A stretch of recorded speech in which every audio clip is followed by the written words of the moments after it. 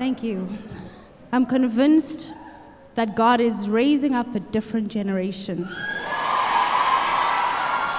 And I want to give honor to the mother and the father of this house. I was sitting down and I was thinking of when I grew up in church, and the woman in the church, at most you would do offering.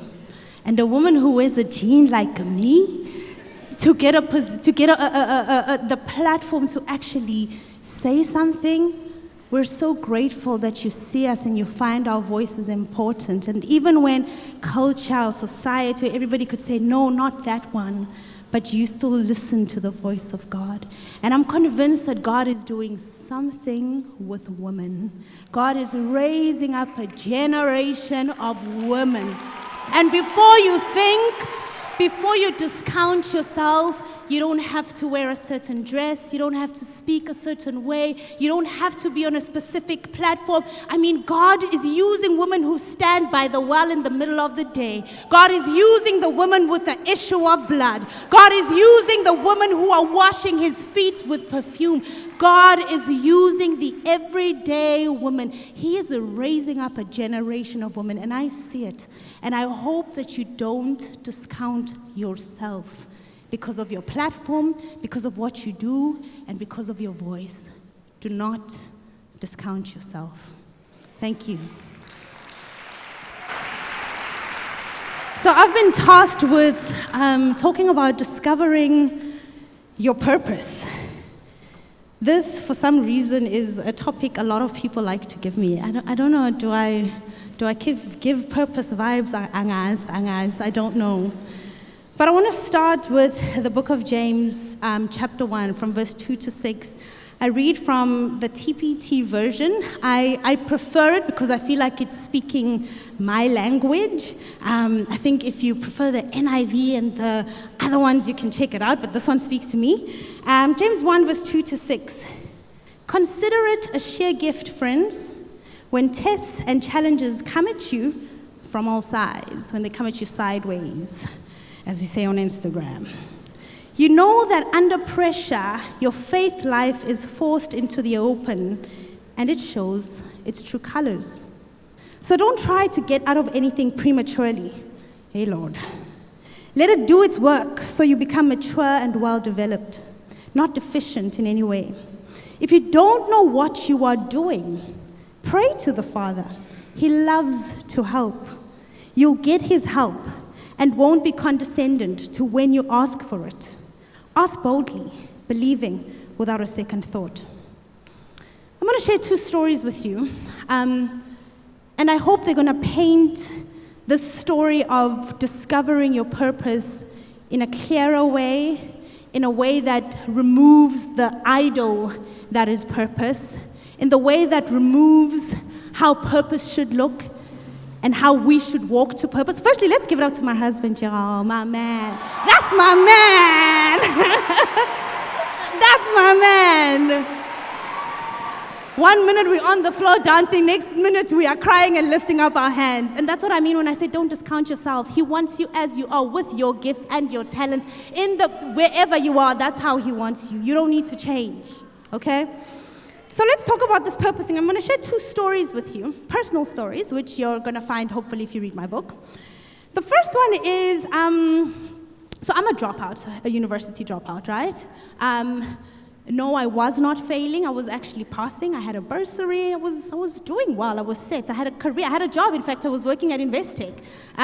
My corporate career was planned out for me. I had a mentor who was doing well, wearing the high heels, doing the things. She had the position that I was going to have as soon as I graduate. Well, not graduate, but work my way up.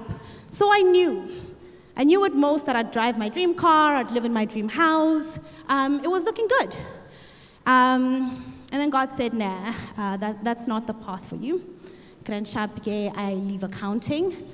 Long story short, I get married and I start a salon and I do house calls and they're in demand and I'm doing it and I'm enjoying it and I'm succeeding. And eventually it's time to actually open a salon because now I can't meet the demand alone. I start the salon and the salon is doing exceptionally well.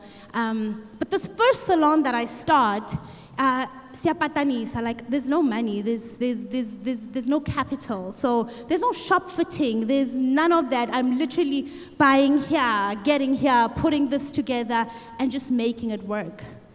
As soon as it's time to move to the next salon, now I've got a little bit of capital. So I'm like, okay, now we're gonna shop it. We're gonna move into like almost like a mall, this place that was coming up in Johannesburg, and I was excited. And the first thing I said was, I'm gonna get a white man to do my shop fitting. Because you know, with us blacks, when we start leveling up, we think only a white man can do a proper job. Guys, don't leave me hanging. Oh, yeah? Yeah. No shade to the white men in the room. So I go out looking for this. I find this white man who's got a shop fitting company, tall, big man. Meet him, tell him my plans, tell him my Pinterest board. And I'm like, this is what I want, this is how I want it. Here's my budget. Will it work? He says yes. I'm like, all right, mister. Do you remember his name? Quibus, yes. Quibus, Mr. Quibus. Mr. Quibus is like, no, I got you. We're going to do this. He shows me the designs. We're happy. I say to Mr. Quibus, how long is this going to take? He says to me, no, 4 weeks. Are you sure? Yeah, this is simple, ma'am. I do this all the time. Okay. I go ahead. I put out my notice at the previous place. And then I decide I'm going to have an opening, a big launch. At the time, the influencer industry was new. It was booming. And I had the top influencers coming to my salon. And they'd agreed to come to my opening night. I'm talking Jessica Ngosi, I'm talking Mihlalinda Mase, I'm talking Sibuma Ple. Listen, the who's of influencer celebrity comes to my salon, and they were coming to my opening. It's perfect. I have it figured. It's smooth, this thing. It can only get better from here. I'm in my purpose. I'm doing it. I'm her. I'm the girl. Okay, so we continue. Salon is booming. I've planned that on the week when we open, we're gonna have the launch night, and then the next day, our diary is packed. The girls are gonna be busy. I get 2 weeks before we open, there's dust, man, nothing's moving. Mr. Quibus, are we looking okay? No, don't worry, ma'am. We're building it in the factory. It's just plug and play. Okay, I believe him. I'm an optimist. I'm an optimist of note. In fact, sometimes my faith should calm down a little bit, but I'm fine. Hi, a week. Nothing's changed. There's just dust. Mr. Quibus, are we going to make it? Yeah, ma'am. Don't worry. We're almost done. We're going to bring it in. My husband starts getting shady, starts getting shaky, and I'm like, no, baby, being a pessimist. Have faith. Believe. I'm living in my purpose. Okay? 2 days. And on the day of the event, I stand in front of my salon, and nothing's changed. I have everyone coming that evening. This is not long ago, by the way. I have everyone coming that evening. This is the night that's supposed to change my life. This is how God is supposed to launch me. And I stand there at about 3 p.m. In naivety, I ask again, Mr. Quibus, are we going to make it? And he looks at me red in the face, smelling of alcohol, and says, yes, ma'am. It's just plug and play. My husband loses it, and he says, babe, it's not going to happen. Babe, you're not optimistic. You don't have faith. It's going to happen. And I leave at 3 p.m., and I go get dressed. I get a makeup artist, and I do my makeup. I know, it sounds crazy. Like Delulu is what's Delulu? Yeah, I was in my Delulu is Delulu era. And then I come at 6 p.m. I don't know what I was expecting to see. And I came dressed up with a full face beat. My friend Tabiso came with a big bunch of flowers. My mom and dad coming from Middleburg, which is 2 hours away from Joburg. Jessica Ngosi strapping up her shoes in the parking lot. And everybody coming, walking up with me. And we stood in front of a dusty salon. And I lost it. And I broke. And I couldn't understand why God would humiliate me. I was doing the things. I was tithing. I was faithful. I was praying. We had I thought we talked about this. Because why would everybody accept the invitation if it wasn't going to happen? You know, we look for those signs. God, if this one says they're coming, then I know it comes from you. And then the person says they're coming, but I don't know if God is really in it. And so I left, and I think I stayed in the blankets for about a week or so, crying my eyes out. And I couldn't believe it. Sibo Mabena brought a book called The 5 a.m. Club as a gift. And I read that book, and that was the start of my relationship with wellness, holistic wellness, and the beginning of, I guess, what I would call my ministry, wisdom and wellness. It came from brokenness. My second story, Forbes 30 Under 30. I'll rush this one. Forbes 30 Under 30 nominates me. Hey, you've been nominated, please apply. I apply. I call my friend who's in marketing. I ask her to write it up for me, make it look cute, make it look pretty. Let's put it together. I make the short list. I say to my friend Amanda, if I get into Forbes 30 Under 30 this year, I'm going to have a dinner where we're all going to dress up, almost like a graduation. Because keep in mind, because I dropped out of school, I've been living my whole life trying to prove that I'm not the stupid girl. I'm not the girl who's pretending that I was called by God and this thing, like nobody can actually see this thing that I'm saying God called me to. And so my whole life I became this perfectionist overachiever who's trying to show everybody that I really do have a purpose. Just because I didn't win here, it doesn't mean that God hasn't called me. And so Amanda says to me in her wisdom, she says to me, Mpoomy, my darling, even if you don't get on that list, you've still done well. But I thought, no, I need my badge of honor. I need to show ukuthi ngibiziwe. I'm called. I have a purpose. And so it looked like it was happening once again. They invited me to Botswana to one of the events, and I thought, I have made it. Until the weekend, the magazine came out, and I saw people sharing. Do you know what I did? I emailed the lady. Hi, did I make it? As if it wasn't obvious enough that I had not made it. Again, I cried the whole weekend. My plan of showing that this purpose thing is really there had failed. God, how could you? Why did I make it to the short list? Why did they take me to Botswana? Why are all these things happening? And then at the end, it's almost like you kind of just grab it from me. Oh, but how we idolize the purpose, the platform, the thing, how it's supposed to be. And then we rope God into it. We rope God into this appearance thing that we've created.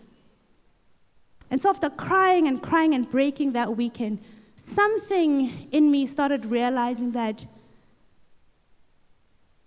whether these things happen or not, I am still chosen. Beautiful things are still happening in my life. I am still making impact.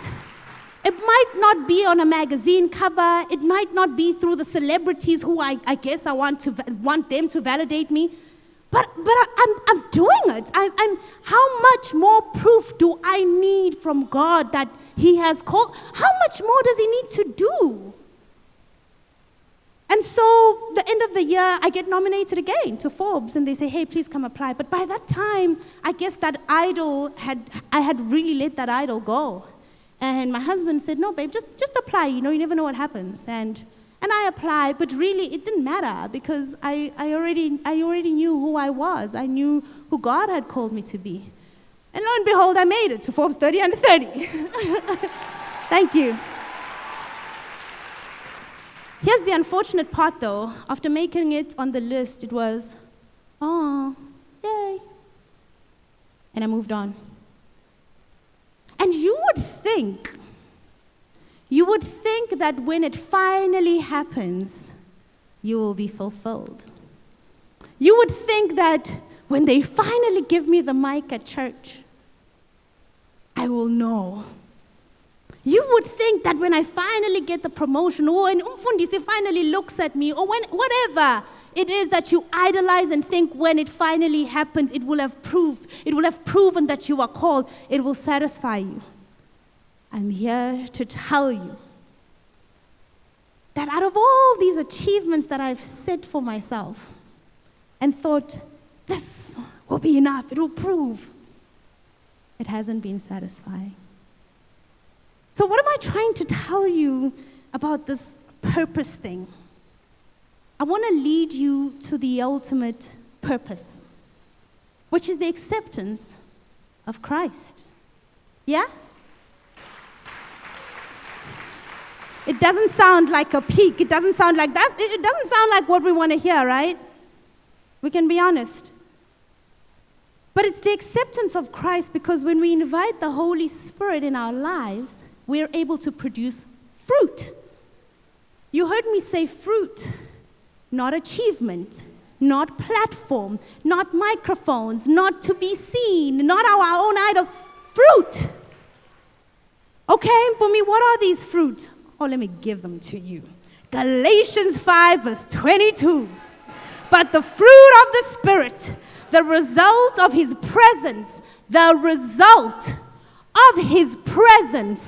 within us. This is how we'll know that you really are walking with the Holy Spirit. Love, unselfish concern for others, joy, inner peace, patience, not the ability to wait, but how we act while waiting, kindness, goodness, faithfulness, gentleness, self-control. Against such things, there is no law. Let me tell you why I know that this fruit of the Spirit is what will actually fulfill you. In April this year, on the 27th of April, was my last speaking engagement for the year, up until now. It was at Musa Church. And it was my last speaking engagement, and I didn't know it. But God instructed me to stop speaking, to sit down. What do you mean, sit down? I'm at the height of my career. I've been speaking on stages for the last 4 years or so, and now it's getting consistent. What do you mean, sit down? And God says, sit down.